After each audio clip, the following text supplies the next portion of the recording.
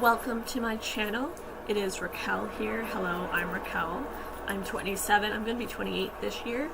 It is currently June 29th, 2021. It is 9:30 at night, and I am going to film an introduction to a few parted series. So this isn't something that I typically do. In a sense, I have some videos that I've covered it in a little bit before, but I'm having some ruminations already as it is, like within the last 20 minutes. I might as well just capture them on video and kind of go from there. I tend to talk a lot, so I am going to have these videos be no more than 25 minutes raw, so that I can hopefully in the editing process cut it down to about 20 minutes, and then that way they'll be a little easier to digest. I have an experience with my positive experiences in psychiatric hospitalizations, and I have that video editing. It is an editing process. I think I filmed it October 2020, and I'm in the process of editing it, so that is kind of getting underway, and it's like a 45-minute video. It's a while, so it's going to be multiple parts, and instead of just talking about positive experiences, I kind of want to talk about other things that I don't normally talk about, my day-to-day life or my day-to-day thinking. This is partially inspired. I just watched friend Ari. Ari do a video about their self-harm journey and what their story is regarding that. I will link their channel in the description. They have some really passionate and fantastic and very kind, caring videos and things to that effect. And I want to share a little bit of me in a further sense. So there's some things you need to know first. So first of all, hi, I'm Raquel, 27, have a YouTube channel since like December 2016. I like art. I fully believe in dialectical behavior therapy. That has been like the number one therapy that got me through a lot of stuff. As a person, I love rainbows and rainbow lighthouses, even though technically they're not a thing. But for me, a lighthouse is only truly a lighthouse if it has a 7-colored rainbow on it. I started Recovery to Wellness back in the YouTube channel back in December 2016, but also as a blog back in May 2016. I am very much an advocate in mental health. I share from my own experiences. All of the people and places in my life that I talk about have this different name to them. They're not their real names. So that's that. I have done advocacy work since about 2016. I used to write articles in my university's newspaper where I talked about my struggles and my recovery and just sort of chronicling that. I also am a trained NAMI inner own voice presenter. I've been doing that since I got trained in March 2016, and at the time I was the youngest person to do that. I have since been surpassed in age, but that was the first time for me. That was the first for me and for them and everything. And I like rainbows, and I like making art, and I enjoy just creating things, and I want to one day give a TED talk when I'm better at public speaking, and I have a lot of recovery projects that I want to do in hopes of giving back to people in the community and people who are just starting to navigate the mental health journey. So that's a little bit about me. I also love music a lot. It's very much a thing in my videos as well as just in my recovery in general. So for me, my story begins in fall 2014 when I was diagnosed with obsessive compulsive disorder on self-harm and suicide obsessions, which didn't mean genuine intent. It just meant that I had an intrusive thought or image regarding specific ways of ending my life that I did not want to act on. And I was afraid because I had the thought. I thought that meant that I wanted to act on it, even though I didn't have a plan and I didn't have any intention to actually follow through with it. Other things you should know about me. So I was diagnosed by my university's counseling center, and 2015 was really, like, definitely in 2014 I was really only living with OCD, and it was very OCD at the time. You know, the classic sort of like, you're just attention seeking, like thoughts in my head of like, you're just attention seeking, do you really have OCD? Maybe you should check, like, you know, and just spending hours ruminating and like thinking of the same thing, and, you know, finally getting on that, like, okay, no, I don't want to hurt myself, and then the intrusive thought would come back in, and then I'd be like, oh my gosh, do I really want to do it? And a lot of anxiety, a lot of distress. Because of the type of OCD I had, they did not feel comfortable, you know, trying to get me to do exposures regarding, you know, with the themes of the disorder. You know, I read an article before about the OCD thing, where you can have someone who has depression, who has genuine thoughts of hurting themselves. Like, that's one scenario. The second scenario is someone with OCD, and only OCD, and they have intrusive thoughts of hurting themselves that they don't want to act on. And then there's another category, and then there's the other category, the fourth one, where someone has both intrusive thoughts of hurting themselves, OCD, like the obsessions, because suicidal obsessions and suicidal thoughts are two different things. Obsessions are OCD, suicidal thoughts are depression, or some sort of mood disorder, or mood congruence kind of thing. And so you can have that fourth case where you have intrusive thoughts about hurting yourself, and then you also have genuine thoughts of hurting yourself. Unfortunately, I landed in the category where I had both. So, always a fun time. I also want to say, too, so I diagnose these out of the way, and I've done other videos on this before, like, you could go back and look at them, and I have videos that I'm in the process of editing and everything, but just to be flat out and go from the get-go, part one at least, this introduction to it, is I live with OCD on self-harming suicide obsessions, secondary depression, borderline personality disorder, trichotillomania, which is hair pulling, where I pull from my eyebrows and my eyelashes, and skin picking, which is dermatillomania, where I pick at my lips, which is actually why I have the lip gloss and stuff kind of going. I also pick at my face, I pick inside my ears, and I tend to eat the skin afterward, because I kind of see it as like a, if I do that, it didn't happen, in a sense. I used to pick at my scalp a bit, but I haven't done that in like a year or so, more than a year or so. Yes. And then I had the genuine thoughts of self-harm and suicide at times as well. So my story began in fall 2014. In 2015 until 2018, for over the course of 3 years, I was hospitalized 12 times psychiatrically. The longest stay I went without a hospitalization was 9 months in 2016, before I wound up relapsing. Spring 2016 to fall 2018, I was in a codependent friendship with Luna, and I was also codependent for a while on Steve, who was the undergraduate. He was the graduate student who had my case in fall 2014 into like March 2015 or so, maybe April the most. It's now been 3 years since I've been hospital free, so that's awesome.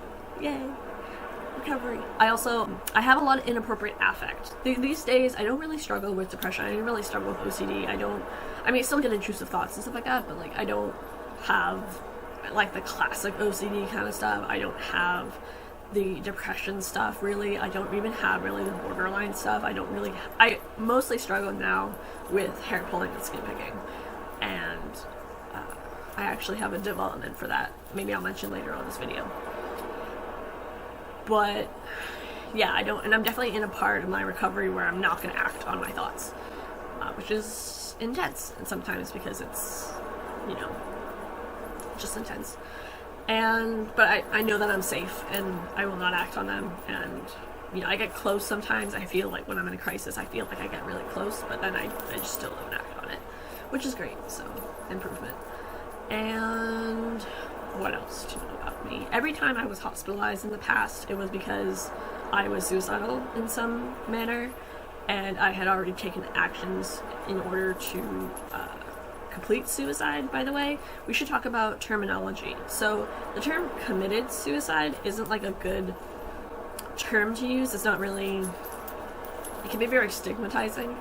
And so phrases like took their own, like so-and-so took their own life, so-and-so ended their lives, so-and-so completed suicide, because you don't want to say successful suicide. That's also not, that's to deem like death as a success, so for that, it's not recommended by, like, you know, the American Association on Suicide Prevention, like, you know, National Suicide Prevention Lifeline, like, they, you know.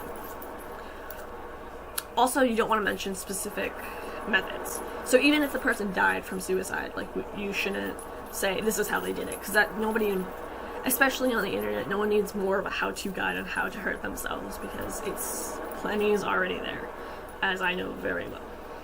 So, and especially in my comment section, one of my boundaries is to not be specific in methods. So you can sort of like specify, maybe like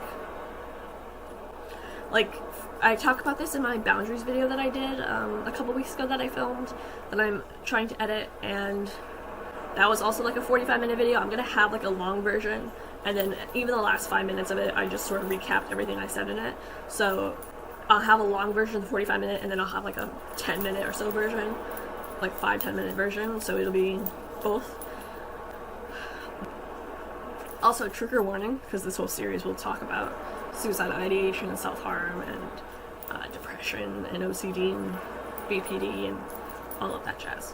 But yes, I was just trying to say this, like, I have like 30 thoughts at once, I swear. It's really frustrating and hard to do videos because I go all at once. So I was trying to say that my boundaries, so don't mention specific methods, don't mention specific, even with eating disorders, don't mention specific weights or calories or numbers, things like that. For suicide and self-harm, don't mention specific methods. Like, you can say, you know, I retrieved a method, but you don't have to say what it is. Like, you don't have to be very specific about it, because that could give other people ideas on ways to hurt themselves, and we don't want that. Especially, I don't want that on my platform. I know in the past on my own platforms, I have not been like that, which was very inappropriate now that I have those boundaries and everything, and the learning that I went through, and all the DBT, and all of the treatment and recovery, and all of that jazz. So I would not recommend going back into my old stuff, because it can be very triggering and very explicit. And I don't want that to be a place that my internet presence now, I don't want to be a place of another how-to guide to hurt oneself. So there's that.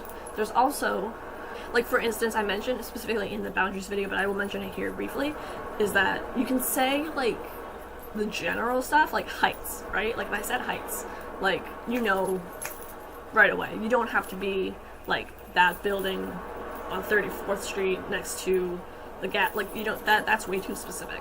So again, just general, like, even like self-harm is, you can specify type of self-harm, because self-harm itself is such a huge category that, you know, like, for instance, for me, the self-harm that I did was variable. So nowadays it's skin picking and hair pulling. And even though I don't define the skin picking and hair pulling to be self-harm unless I, like, annihilate my whole eyebrow, like, if it's, you know, that severe, then that's when I consider it self-harm. Like, once I consider it, like, more than this amount of lashes or hairs or whatever, then it is. If this sort of negative thing happens because I'm picking my ears, then that, you know, I get like an infection in my ear, that's self-harm, that kind of thing. So little things like that, like scalp picking or like scratching and things like, you know, I don't have to go into details for you to get the idea. So that would be a big thing to do in this. And then the series will have trigger warnings and everything as well in the beginning of the video, and I can try to put like some sort of timestamp or something within like text or whatever before I talk about it. And other thing is trauma. So I don't have PTSD. I have finally admitted in the last year, because of my mental health conditions, I have experienced trauma. So for me, one of the big things I learned in like middle 2018 from like today, right, is like I have a lot better boundaries with myself, especially. And sometimes I fuck up, sometimes I definitely fuck up, and I realize 4 hours later, oh, that was a trigger. Like, oops, I accidentally triggered myself. So that I'm not perfect in that sense. I have better boundaries with my friends and my family, and working on romance and myself especially. So one of my big boundaries is that I don't go back. I don't go back in time to think about, I remember what happened, like, for instance, January 6, 2015. I choose to live as much in the present moment as I can, and also just to distract myself, because I'm afraid of those thoughts and feelings, which arguably is either self-soothing or over-avoidance, and avoidance is my biggest behavioral trait that I've had for my whole life. So it's not going to get fixed in a day, and I'm just a lot more careful. I'm careful about how I ruminate about things. For instance, the OCD that I lived with, and still live with in a way, in different ways at least, they are intrusive images and such, or thoughts, and I fixated on the topic of suicide, and I would spend so much time reading about suicide prevention tips and things like that, and I can get into that later, but the fixation was there, the fantasy of it was there, definitely hugely a fantasy, and the depression was obviously there as well, and the borderline type of stuff too, and then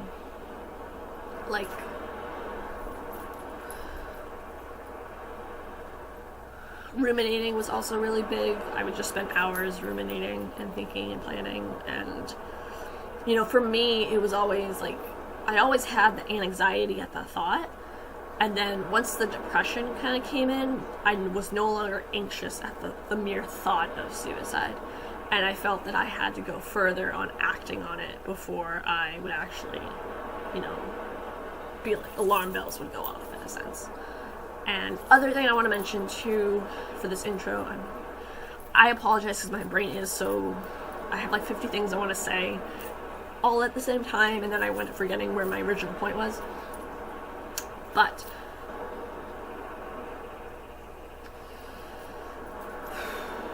okay, so for me, trauma, right? I don't have PTSD, but I do say that I have flashbacks in a sense. And a nice thing that I had found a video on that's no longer available was that there are different types of flashbacks, like tactile flashbacks or emotional flashbacks, things like that. I definitely have a lot of emotional flashbacks. So for me, the reason I don't go back in my things, I definitely have things I could go back and read. I just value my own safety and my own well-being more than I used to, and I'm a lot more stable these days as well, which is fantastic. And so I have a lot of memories that I blocked out. I don't really remember. I have a 2-year span of time where I either think something happened only 2 years ago or within 2 years. For instance, the Boston bombing, I think in my head it happened in 2015. It didn't. It happened in 2013. But to me, it was just 2015. So I have things like that. And for me, it's almost like I'm kind of here in the present moment, and in my mind, it's I get knocked back. And in the knockback, I go right back to that, reliving the trauma, in a sense. And for me, all of it is probably suicidal ideation and stuff, and times that I was self-harming, and specific places, and it's hard to kind of ground myself and get back out of that. And I over-distract, and I avoid, and I feel like I have to over-distract and avoid because I can't be alone with my thoughts or feelings, which isn't helpful for healing. So, yeah. But that is that, and yeah. And then the big thing I want to say too is the fact that if you are suicidal, or you are self-harming, or you're doing something that isn't healthy, I will always recommend going to the hospital, going to your local resources, going to local, national call centers, therapists, all of these things. Absolutely. A suicidal crisis is just as much an emergency as a heart attack. You wouldn't just be oh, I think I'm having a heart attack. I'll just wait it off or something. You wouldn't do that. So treat it as an emergency, because that's what it is. And yes. So I want to talk with all of that said, I want to talk about how I am going to make a couple part series of me more specifically talking about some of my experiences, particularly the 5-week stay I had in a psychiatric facility back in September, October 2017. And partially, I just was thinking about it the other day, and I might as well just make a video out of it now, starting now, because it's in my head, it's in my mind, and I also could show you guys a few things from it and things to that effect. So I just feel like I'm probably at the best place that I can talk about that. I just have to also focus on how I'm going to take care of myself afterward and really sort of resonate with coping skills and, you know, just exposure. I mean, exposure. ERP. It's an ERP. Exposure and response prevention. That's what that is. Expose myself to the thing that I'm afraid of and then not do any compulsions. So, yeah. But, I also can say, too, about that. What was I just about to say?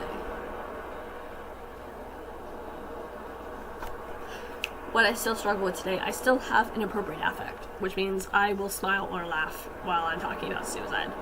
If that's triggering for you, you don't want to be on my channel. For me, from 2015 to 2018, I was always very vocal and very explicit and open about, probably too open, about my ideation. The more suicidal I was, the more I would joke about it. And if that's something that turns you off or could be triggering for you, I would avoid these videos, because definitely I still smile or laugh, or, you know, a lot of it is mostly the absurdity of it and just the, like, why did you think that was a good idea, Pastor Gill? You know, like that kind of thing. And I also, for me, I also view things a lot in all or nothing. So for me, I've always sort of encoded the information as I'm either going to laugh about it or I'm going to cry about it, and I can't really be coherent if I'm crying. So I'd rather just laugh about it. And so if that's something that triggers you or is offensive to you, I would not recommend my videos, because I definitely, I mean, I think I'm a lot better now. Like, I can kind of take it in further, but I know in the past I haven't. So yes, so inappropriate affect is still something that's a symptom I still have to this day, and doesn't seem to want to go away. And I also still glorify, my brain glorifies self-harm and suicide, so that's also something that I struggle with. Less so the rumination. I don't struggle as much with rumination. The fixation, though, for sure. Getting into these compulsions, in a sense, was always a compulsion. So this is the end of this part. This is like the most basic, roundabout intro to this mini series. I don't expect to talk too much. I want to particularly talk about my 5-week stay, because I have a lot to say about that, and just some of the other stuff. I do have other videos. Like, again, I had the hospital experience as one that's more positive based and more just like fun memories and like just kind of like nice times and stuff. And then the 45-minute video, and then I have the boundaries video that I'm hoping to do, which is like another 45-minute video, which I can break down into smaller parts, or smaller, shortened version of it. And then I also have like my get to know me videos that I filmed this year that I never fully edited and stuff. I can do that. And then there's also a hospitalization I did after my 6th one, which is back in like 2017, I think. And I showed some stuff, so if you're interested in that, you can go back to my channel, go back further in the videos and find that. But this is the end of the intro part, I guess. And so I am going to do like a very like short, maybe 3-minute like intros, like maybe each time I do a video or something, but we'll see for sure. So anywho, this is the intro, and we're gonna film the next part, and then we're gonna go from there. So thank you for watching. This is a strange type of predicament that I'm in, but we're gonna see how it goes, and hopefully I don't get triggered, and if I do, I can manage it. Always good. And maybe it's time to no longer avoid as much. Always good. So, if you have tips for grounding that work for you, particularly when dealing with like traumatic memories and things like that, leave it down below. Again, don't be graphic, don't be specific, like with methods and stuff like that, like on the topic of suicide or numbers on the topic of eating disorders, things to that effect. Yes, tagline, as always, stay safe, take care, be well, much love and light to you, and I will see you in the next part, which is going to be a few minutes from now, and probably a few days from when I actually edit. Alright. That was a weird face. I can see a lighthouse through the smoke. Everything is lost, I know. Underneath the roaring of the storm, I can hear the breaking of the dawn.